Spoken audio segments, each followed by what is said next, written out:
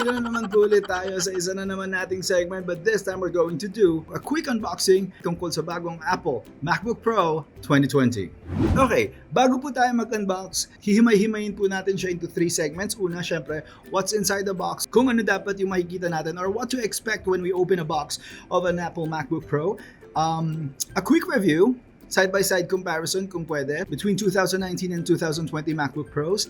And the third part is kung sulit ba. Kaya please stay tuned. And dun sa mga bago naman sa ating channel, please don't forget to click the subscribe button and hit nyo na rin yung notification bell para naman updated kayo sa mga bagong videos natin kagaya nito. Christmas came early.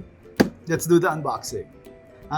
Syempre, knowing ako, kahit anong madampot ko, yun yung pinangbubutas ko sa box. Pero kung gagamit kayo ng cutter, please be mindful and ingat po kayo. Pasensya na sa may-ari ng ballpen. By default, ang MacBook po is very sealed. Silyadong-silyado po siya. Meron po siyang parang cling wrap or plastic.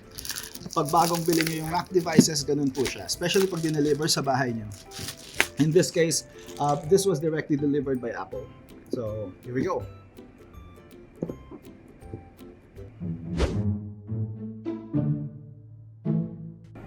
Okay, so as you can see, ito na po yung MacBook. Tinanggal ko lang po yung plastic. Alright. Let's open up the box. Medyo maigpit. Okay, space gray. 13-inch MacBook Pro 2020. Lift the tab. This is the unit itself. Meron pa siyang additional plastic coating.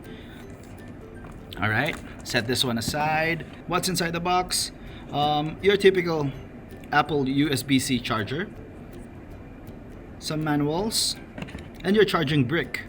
3-pin po ito, no? Kasi ganito usually yung mga sockets dito. All you have to do pag gagamitin nyo to is i-lift nyo lang yung tab and i-insert nyo. Okay, meron po siyang mga grooves, if you can see. That's it. That's how you charge a MacBook Pro. And of course, ito naman goes to here. Alright, let's set this one aside. Balik muna natin siya dyan. Your Apple Service Warranty Card. Some manuals, and an introduction to your new MacBook Pro. Syempre hindi po dyan mawawala yung mga Apple stickers. Yan. Again, let's set this aside and go to the main package.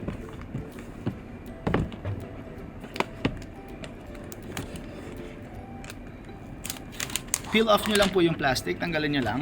It's sort of an envelope type plastic, you know? Here we go. Form factor wise, wala po siyang pinagkaiba sa MacBook Pro 2019. Ito po yung space gray version niya. And kung makikita nyo, USB-C ports, 4 ports all around the device. And buksan natin.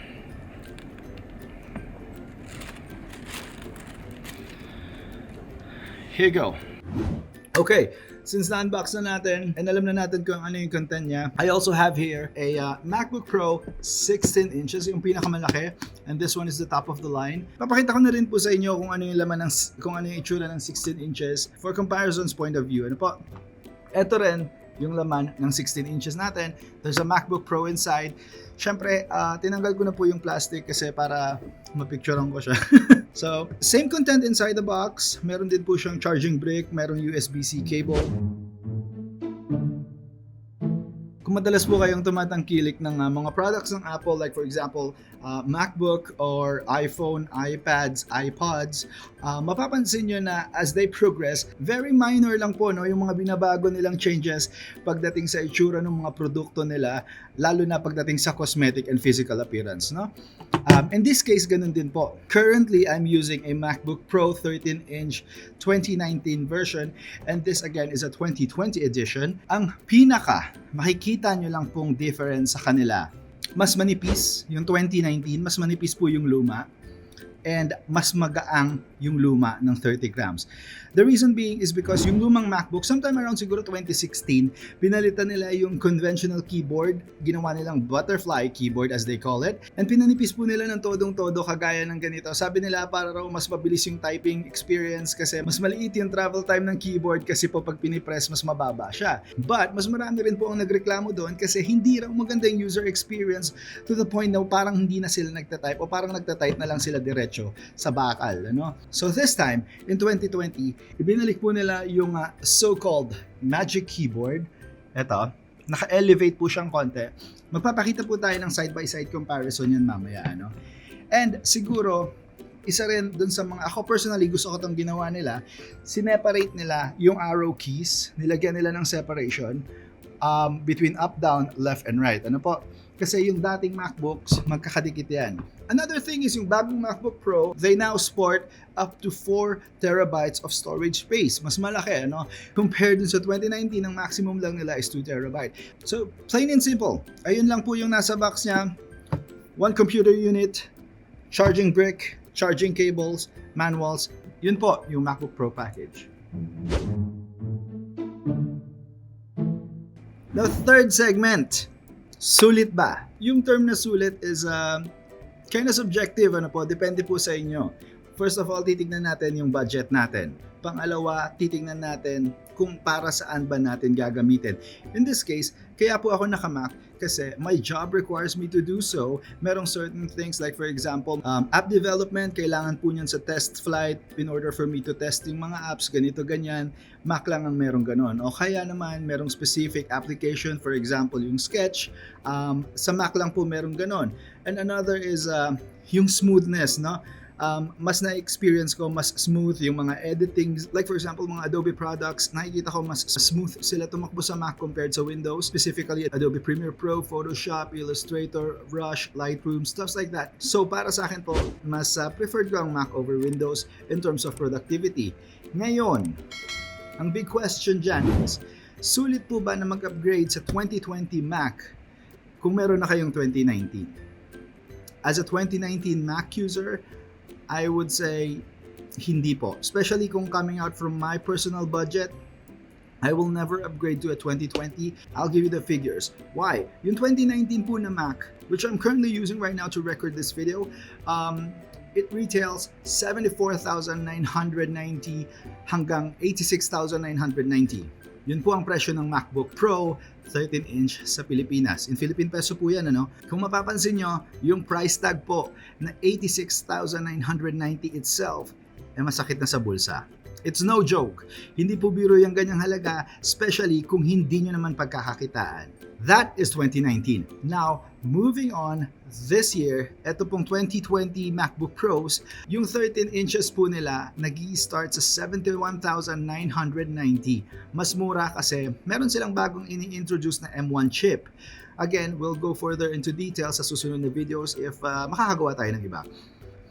Next, 104,990 para sa mga Intel chips. Pero hindi pa po natatapos doon. Kung i-beef up po natin, kasi customizable ang MacBooks, pwede kayong magdagdag ng resources, pwede nyo siyang padagdagan ng RAM, pwede padagdagan ng memory, whatsoever, kung anong type nyo. Aabot siya sa 212,990 pesos. Almost 213,000. 200,000. Second hand na kotse. Hindi pa rin po natatapos doon. 16-inch MacBook Pros. 16-inch MacBook Pros. Ang halaga po ng 16-inch MacBook Pros sa Pilipinas as we speak right now, 2020 version is 141,990 pesos. Yun po yung pinakamura. Yung sumunod sa kanya is 165,990 pesos. And again, kung i-customize nyo siya and i-beef up nyo yung specs, the top of the line MacBook Pro 2020 16-inch model can cost you 399,990 pesos. Almost 400,000 pesos. Hindi po ako nagkakamali, yung brand new na Suzuki Espresso, nasa 520,000 lang po. So itong machine na to, kapresyo na po ng bagong sasakyan sa Pilipinas. Ano? Therefore, again, kung hindi nyo po siya gagamitin productively, kung hindi nyo po siya gagamitin at pagkakakitaan, please, I would suggest reconsider your budget. Hindi po biro bumili ng 400,000 pesos worth na MacBook kung hindi naman siya income generating. Again, that's just me, ano? Ako lang po yung nagsasabi nun. That's just my advice. Kung meron naman kayong spare cash, why not, diba? Just for the sake of experiencing it, meron talagang ganun eh. But if I were to be asked personally, sorry Apple, I love you pero pass.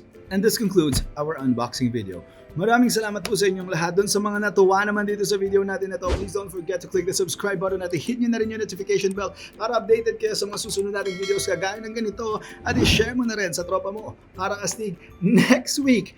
Kita-kita po ulit tayo Sabado, alas 8:30 ng gabi, oras ng Pilipinas, para sa isa na namang bagong video. Happy New Year po! Merry Christmas! Stay safe! Maraming salamat po sa inyong lahat.